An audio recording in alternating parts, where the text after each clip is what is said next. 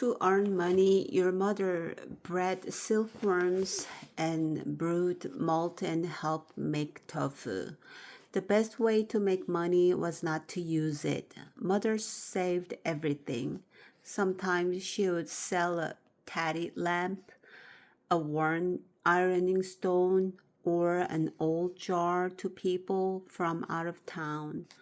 They wanted the antiques that mother was using, and even though she wasn't attached to any of those things, she haggled with people over the price as if she had become a market trader. At first, it would seem your mother was losing, but then she would get her way. After listening to them quietly, she'd say, "Then just give me this amount." And they would scoff. "Who would buy that useless thing for so much?" Mother would retort, "Then why do you go around buying this stuff?" And take the lamp back. They would grumble, "You'd make a good merchant," and give mother what she asked for. Your mother never paid full price for anything. Most things she did herself. So her hands were always busy. She sewed and knitted, and she tilled the fields without rest. Mother's fields were never empty. In the spring, she planted potato seeds in furrows and planted lettuce and crowned daisies and mallow and garlic chives and peppers and corn. Under the fence around the house, she dug holes for courgettes, and the field she planted beans. Mother was always growing sesame and mulberry leaves and cucumbers. She was either in the kitchen or in the fields or in the paddies. She plucked potatoes and yams and courgettes and pulled cabbages and radishes from the ground. Mother's labor showed that nothing would be reaped if the seeds were not sown. She paid only for things that could not be grown from the seas, ducklings or chicks that ran around the yard in the spring, piglets that lived in the sty. One year, the dog gave birth to 9 puppies. After a month passed, mother left two behind and put six in a basket, and because the basket was full, put the last one in your arms. "Follow me," she said. The bus you and mother rode was crowded with people who were going into town to sell things. Sacks of dried pepper and sesame and black beans, baskets weighed down with just a few cabbages with radishes. Everyone huddled in a row at the township bus stop, and passers-by stopped to strike a deal. You slipped the warm puppy you were holding into the basket with the other squirming puppies, squatted next to mother, and waited for them to be sold. The puppies, which mother had taken care of for a month, were plump and healthy, gentle, without any suspicion or hostility towards people. They wagged their tails at the people who gathered around the basket and licked their hands. Mother's puppies sold faster than the radishes or the cabbages or the beans. When she sold the last one, she stood up and asked, "What do you want?" You held on to her hand and stared at her.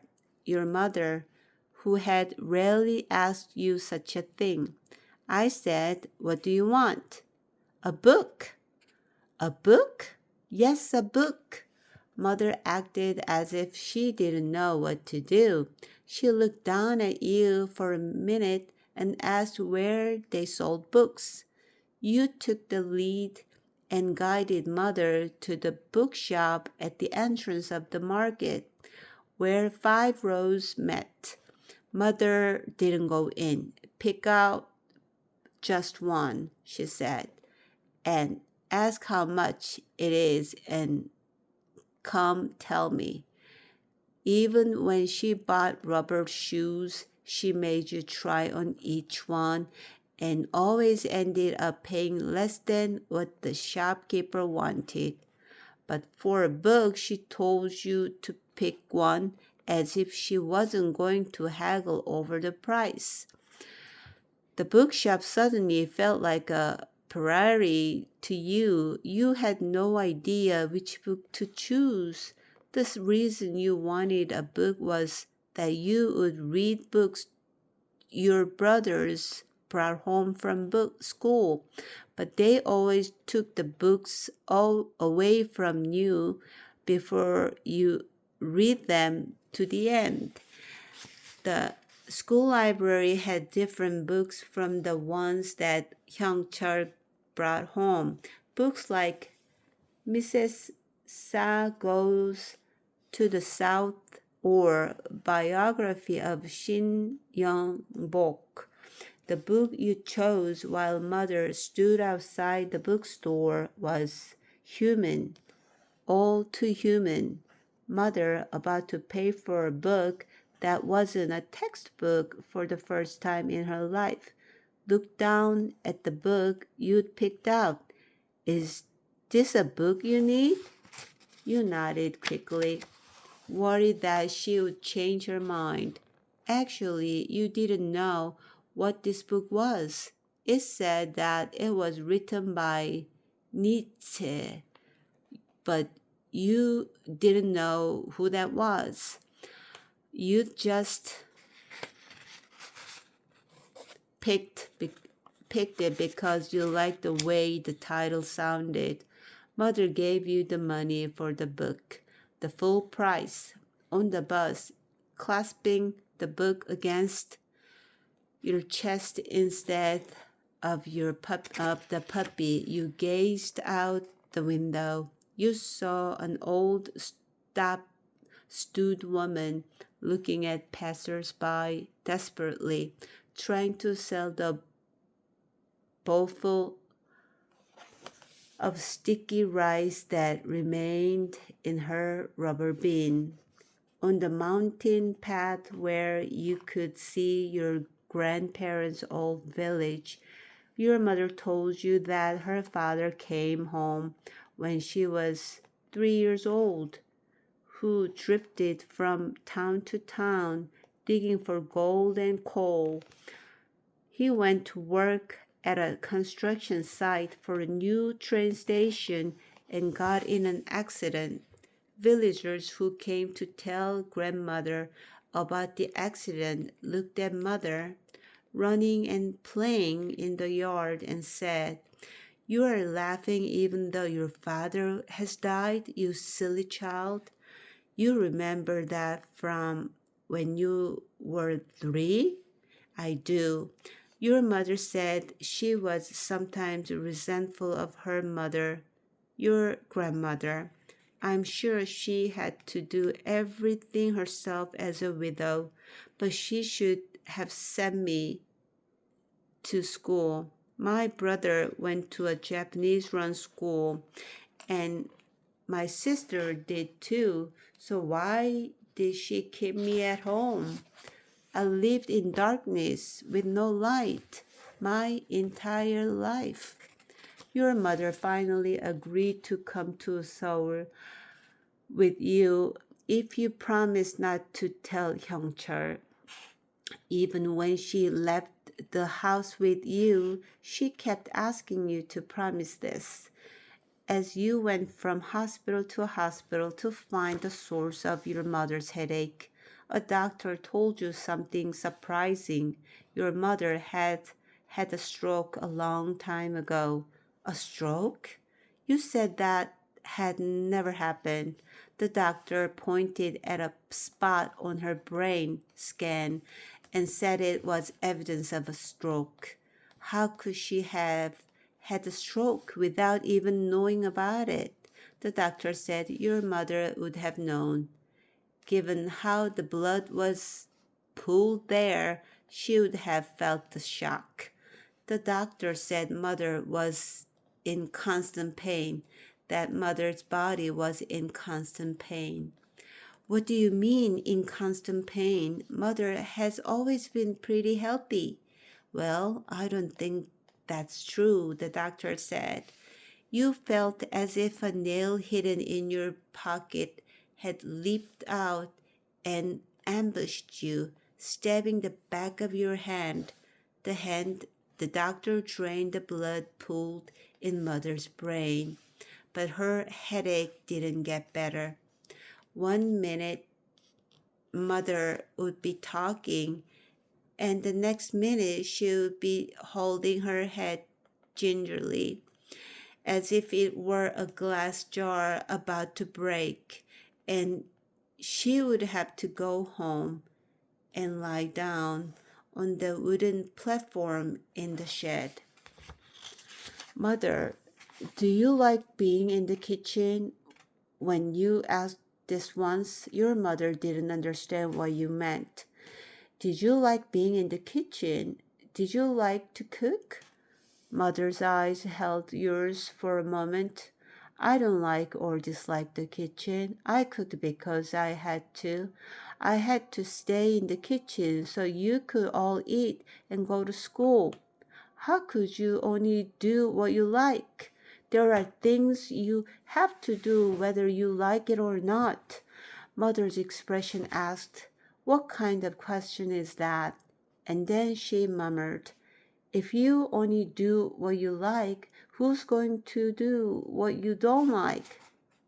So, what, you liked it or not?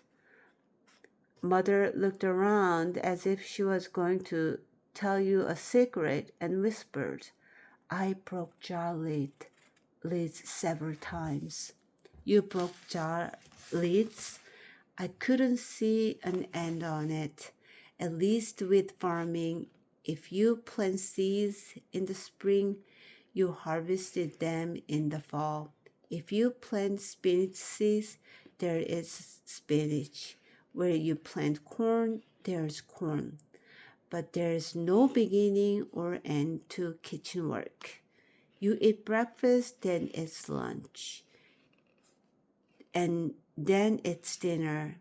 And when it's bright again, it's breakfast again. It might have been better if I could have made different side dishes, but since the same things were planted in the fields, I always made the same panchan. If you do that over and over, there are times when you get so sick of it. When the kitchen felt like a prison, I went out the back and picked up the most misshapen jar lid and threw it as hard as I could at the wall.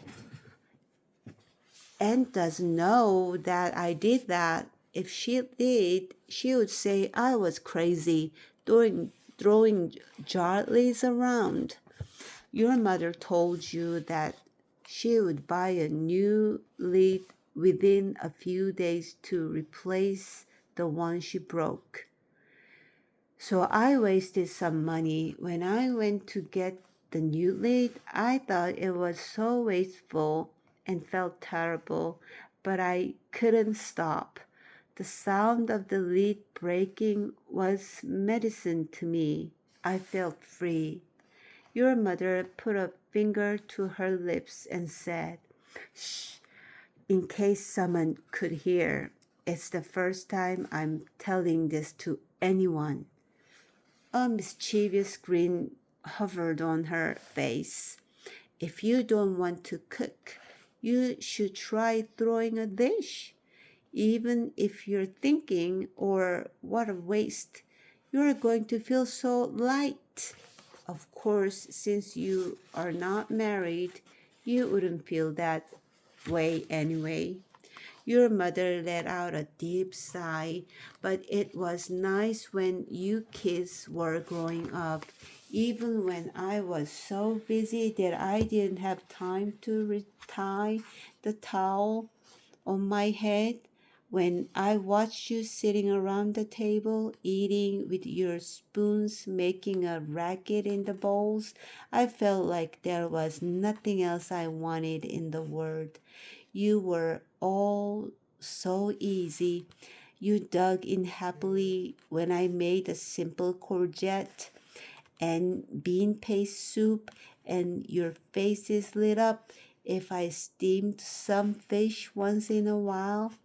You were all such good eaters that when you were growing, I was sometimes afraid if I left a pot filled with boiled potatoes for your after school snack, the pot would be empty when I came home. And there were days when I could see the rice in the jar in the cellar disappearing day by day, and times when the jar would be empty. When I went to the cellar to get some rice for dinner and my scoop scraped the bottom of the rice jar, my heart would sink. What am I going to feed my babies tomorrow morning? So in those days it wasn't about whether I liked to be in the kitchen or not. If I made a big pot of rice and a smaller pot of soup, I didn't think of how tired I was. I felt good that they were going into my baby's mouth.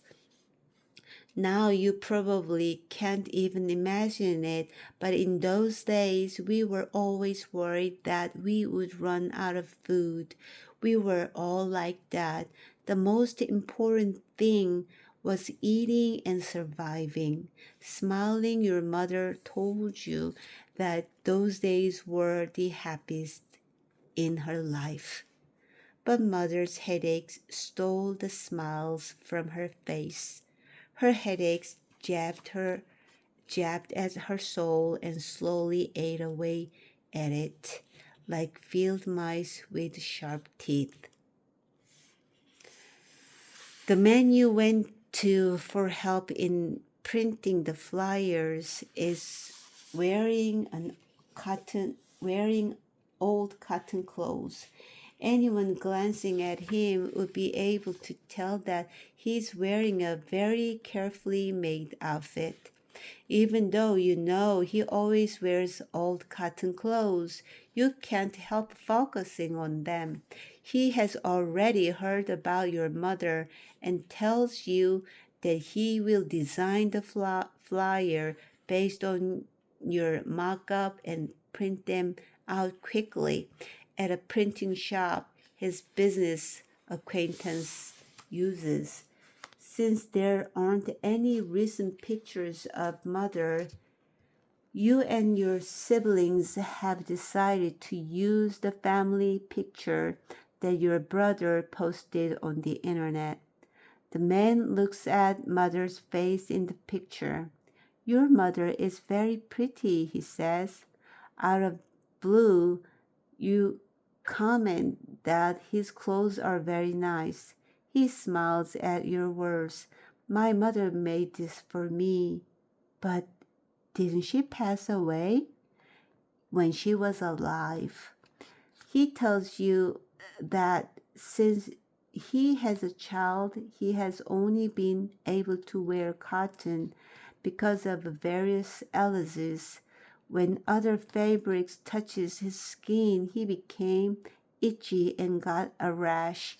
He grew up wearing only the cotton clothes his mother made.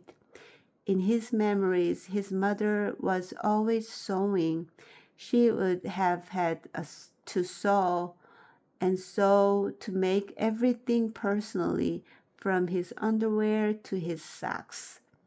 He says that when he opened her cupboard after she passed away, he found stacks of cotton clothes that would last him for the rest of his life. That his outfit today is one he found in that cupboard. What did his mother look like? Your heart aches as you listen to him. You ask the man who is remembering his beloved mother. Do you think your mother was happy? His words are polite, but his expression tells you that you've insulted his mother. My mother was different from today's women.